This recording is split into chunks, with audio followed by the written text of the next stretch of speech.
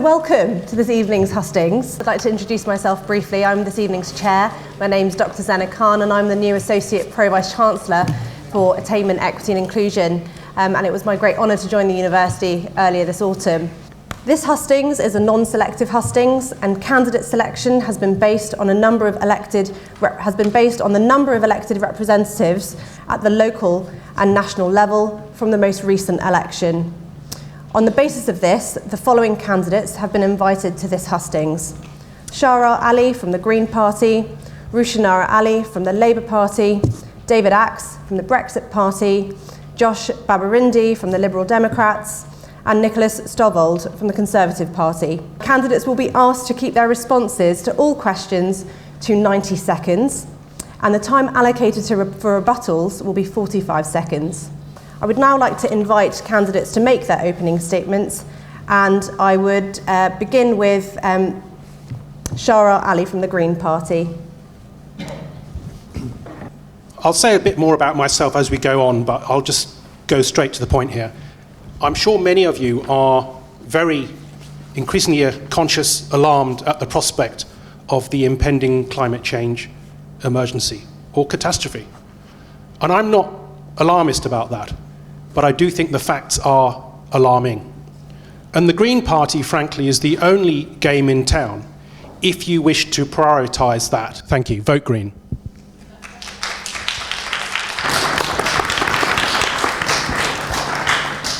Thank you. May I invite David Axe from the Brexit Party to make his opening remarks? Evening, everybody. So I'm going to tell you why I'm standing. So I decided to stand for the Brexit Party in this constituency for one reason, which is democracy. In 2016, our nation voted to leave the European Union, and since that point in time, it's been rejected by a Remain backing elite. The vote to leave the European Union was our largest ever democratic mandate.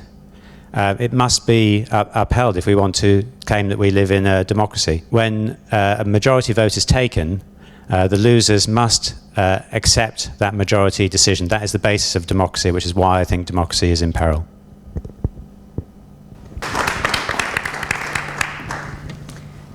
Rushanara Ali from the Labour Party. Well, good evening, everyone. It's a pleasure to be here tonight.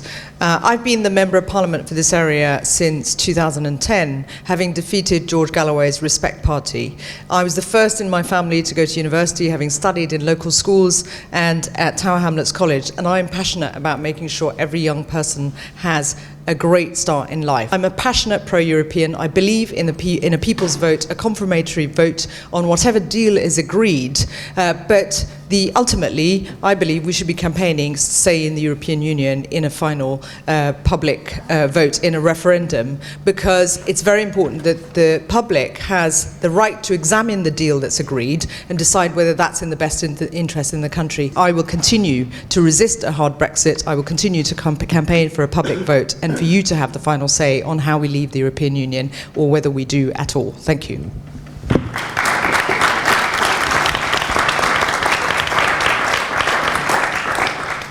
Next, we're going to hear from the Conservative Party candidate, Nicholas Stovold. Zainab, thank you very much for the introduction. Good evening, everybody. So what I'd like to say to you is this. For those of us that live in Tower Hamlets, including myself, it's time to send a message to Tower Hamlets Council that runs our everyday lives, that enough is enough. They've taken us for granted for too long. The corruption, the ineptness, the mismanagement that Tower Hamlets Council has taken for granted for too long needs to be dealt with, and a message needs to be sent. So regardless of whether you agree with Brexit, regardless of whether you agree with my party's policies, all of my party's policies in our manifesto, if you want to send a strong message to Tower Hamlets Council to stop taking people for granted, do something about it, send a message, vote Conservative on the 12th of December. Thank you.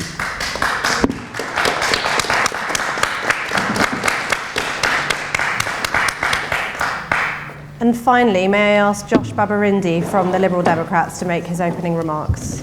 I want to start by telling you why I'm doing this and who I'm doing this for. I'm doing it for people like Ali, Ali's a young person, a young ex-offender who's come from a really difficult background, lives in Bethnal Green. I was his youth worker, and he would tell me about how he would deal drugs or steal bikes and use the cash he made to slip into his mum's handbag to help her pay the bills.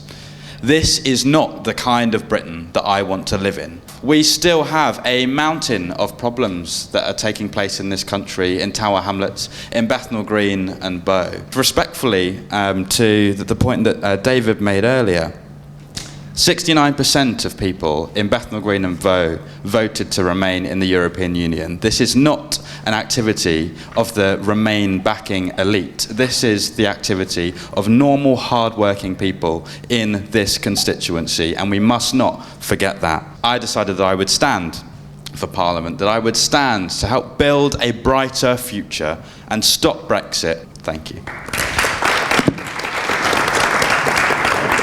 Okay, so the first question is our local question. According to new academic research which was published this week by the Ministry of Housing, Communities and the Local Government, which looked into mapping inequality, over a third of this constituency is in the is the 20% most deprived area of the country. So how would you address this? And how would you want London Met to work with you and the community to achieve a positive result? We need more affordable homes for people in this community. Tower Hamlets Council has failed in that. Conservative government since 2010 has tried to balance the books off the backs of the poorest. And here in this constituency, we've borne the brunt. So I think it's utterly ridiculous to hear a Conservative candidate now blaming the council, which has lost a third of its funding. Nick speaks a lot about how we need to target Tower Hamlets Council, but he cannot distract from the fact that his government is the one that is responsible for the issues that we're seeing in this country. And so as a result, what the Liberal Democrats would do is invest 130 billion back into our public services. A lot of the problems with equality and inequality required joined up thinking. It means we aren't impoverishing and indebting people even before they start getting into work. And there's one thing, since we've got very limited time, that I really want to address. It's racism. It's institutional racism. It's structural racism. It's everything about the way our society is organised, which impacts most negatively in a very high ethnic minority area, those people at the sharp end. I think the question is about how do we reduce inequalities in the constituency. I have to say that the Institute of Fiscal Studies has cast doubt on both the Conservative and Labour Party's spending plans. So maybe we can get to that later, quite where all the money is going to come from. I mean, there is a Brexit dividend, which you'll all know about, the 39 billion that we will save if we leave on a clean break, that we won't have to send in our divorce settlement to the EU. Money that we can reinvest in the country and particularly into troubled constituencies like Bethnal Green and Bow. Nicholas Stovold, I believe you had a rebuttal. I just wanted to quickly say, first of all, to Josh, let's not forget that the Liberal Democrats supported the austerity policies of the Conservatives when they were in a coalition government. The Lib Dems are very quick to forget their past. Secondly, to Rushanara. Rushanara, are you aware that Tower Hamlets Council sits on £100 million of cash in a short-term current bank account that earns about 0.1% interest when the rate of inflation is 2%? I don't know what you guys think, whether that's a good use of money. What I'm not clear about is whether you are standing for a parliamentary election or a council election. There is a parliamentary election on. If you've got some issues you want to raise about the council, by all means stand for council elections. And as for using reserves, which your party keeps using as a get-out clause whenever they are under attack for cutting budgets, for shutting down our police stations, one of them they shut down in my constituency, shutting down the fire station in Bow. Boris Johnson did that. When those cuts are made, your party says use reserves, but you want councils to be solvent, to have reserves in order to protect the budgets, to show financial prudence on the one hand, but then you're saying that those cuts that national government makes should be made up by local governments. That is not acceptable. So stop making excuses and decide whether you're standing for a council election or a parliamentary election. Thank you. Okay, so now we move to questions which have been prepared by our dynamic Students' Union officers. Good evening, Crystal Margallo. I'm the full-time officer for social sciences, social professions. So London Metropolitan University is one of the most inclusive and diverse universities in London, if not the UK, with 142 nationalities, 64 BAME students, and 96 students identified as coming from disadvantaged backgrounds and falling within one of the protective characteristics. Given this and the university's role in the community, how do your party's values align with those of London Mets? Rushanara, I'll come to you first. Well, I'm somebody from a minority background of Muslim faith, and I have been incredibly lucky thanks to our education system, both in schools and universities. And I'm a passionate believer the best way to support people is to give everyone an equal chance and fight against all forms of discrimination and racism, intolerance, anti-Semitism, including in political parties. That's why I've always fought against those sorts of injustices and will continue to do so. So I've said some things already about institutional racism, and I'd just like to expand on that, because I think that's really at the heart of your question. How do our values as a party align with those of a significant BME population? I think the first thing to say is that many citizens, members of the student population, they don't choose to think of themselves as BME. They'd rather not. They would rather live in a meritocratic society in which they are judged and progress on the basis of their talents and qualities and qualifications, which are considerable. In terms of what the Conservative Party can do for students at London Met University, first thing I'd say is that by introducing a new immigration system that doesn't discriminate in favour of EU citizens, but opens up to people from anywhere in the world, be they students, be they non-students, what Boris likes to call his Australian-style points-based system, but essentially it's not discriminating in favour of EU citizens, which is what continued membership of the EU would do is. It allows people from all over the world to come here to work, to study, to live. That's the opportunity we have post-Brexit. So I definitely agree. The current immigration system is discriminatory, in favour of the largely white populaces of the EU 27 and against members of the Commonwealth. I think the other way in which we can, promote diversity is through a reorientation towards the rest of the world. You mentioned the words diversity and inclusivity. These are things that run through my veins, I would say that. There has been some great words spoken kind of on this panel in response to your question, but we need to look at whether those words are being followed up by action. Okay, we're going to move to the next question from the Students' Union, and at this stage I will say that we're going to hold any further rebuttals because we're significantly now behind time. My name's Anib. I study aviation management at the university. So my question is that universities are at the forefront of research and work in regards to sustainability. With this being an important agenda for our students, what will you do to address the current climate emergency that we are facing? If you look at the Conservative Manifesto, it is absolutely chock-a-block with sensible, pragmatic environmental policies that are from phasing out petrol and diesel cars by 2035, by investing in green technology, in carbon-free technology, by introducing more electric car charging points, by planting more trees, more green spaces, by putting a £500 million fund for the oceans. This government is the greenest Conservative government I have seen in my lifetime. The Brexit Party has policies about planting millions of trees in order to absorb atmospheric CO2, and I think pretty much every party is committed to planting even more millions of trees, rather than kind of get into the game of competitive one-upmanship of who's going to plant the most trees. Universities like London Met play a really important role in doing the research required to think about new innovative ways of generating renewable energy, for example. If we leave the European Union, universities in the UK, like London Met, will be stripped of about 1.1 billion of research funding that the European Union provides. The EU has done a lot together to tackle climate change.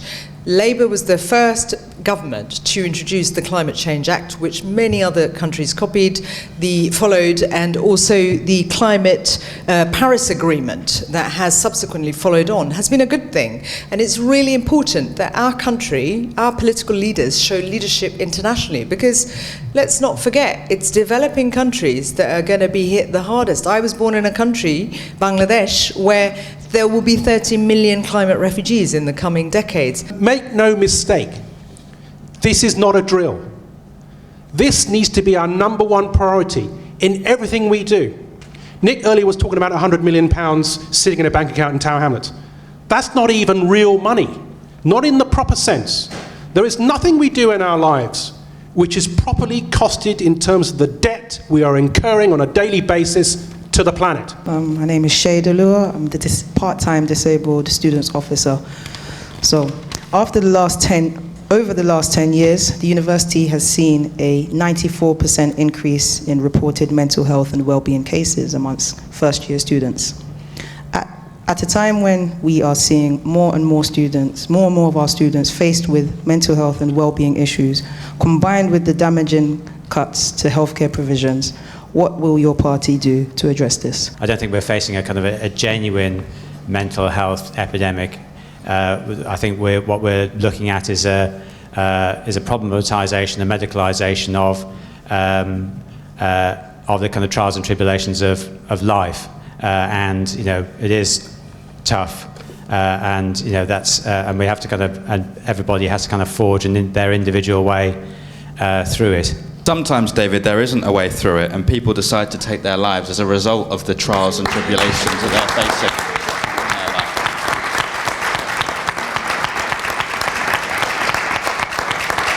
And this language is exactly the problem. 1 in 4 people will experience a mental health challenge in their lives, and many of them don't access the medical support that they need to get through it because of a stigma that has been developed and perpetuated in society by remarks like yours. So, first and foremost, one of the things that Liberal Democrats have done in government, and are proud to continue if elected into government again, is to create a parity of esteem in the NHS so that mental and physical ill health are treated in exactly the same regard. I think it's very important that people don't go around trivializing mental health problems. 20, 30 years ago, even 10 years ago, there was so much stigma attached to it, and removing the stigma is really important. So it's important that we've recognised that and celebrate the fact that people are prepared to talk about mental health problems. Secondly, government needs to invest. This government, the Conservative-led government, I'm afraid during the coalition era as well, even though there are individual politicians who care about this agenda in different parties and have tried to work together, there have been cuts, particularly in child mental health services. CAMS has suffered huge cuts. It's really difficult for families to cope. Kids are suicidal. Male suicide rates are very high. This is a national emergency. So my party will invest in the National Health Service, but also in ensuring there are talking therapies, there are psychological therapies, investment in child and adolescent mental health treatment, because that's how we're going to protect our young people and also older people. We all will face increasingly some life event that triggers mental health problems, and we need to make sure that people are properly supported so that they can bounce back and get on with their lives and thrive and succeed. That is vital, and the best way to do that is to invest in our National Health Service, but also make sure it's fit for purpose to deal with the big psychological trends that we're seeing around the country, and younger people are facing it from an earlier age. So we've got to get in there quickly and address the root causes and do the preventative work to protect our citizens and make sure they're healthy and happy.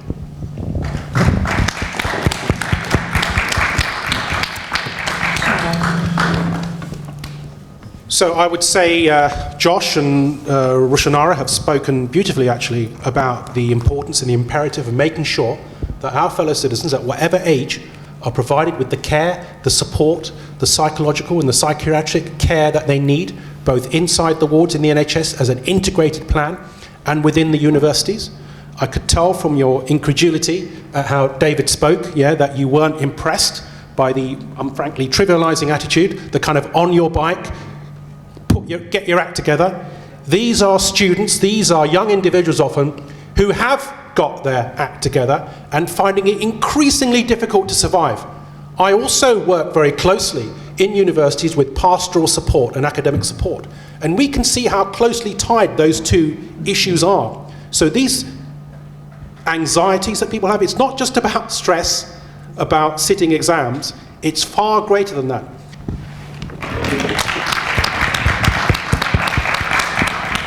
Thank you. I'm now calling this hustings to a close. I'd like to finish by thanking the candidates who've generously given up their time, and also for our students, staff and our external guests that have taken time out this evening to take part in what I think has been a real celebration of the plurality of thought in our society. And I wish you a pleasant evening. Please make a prompt exit so that our colleagues, our hard-working colleagues in security and estates can begin their evening as well. Thank you.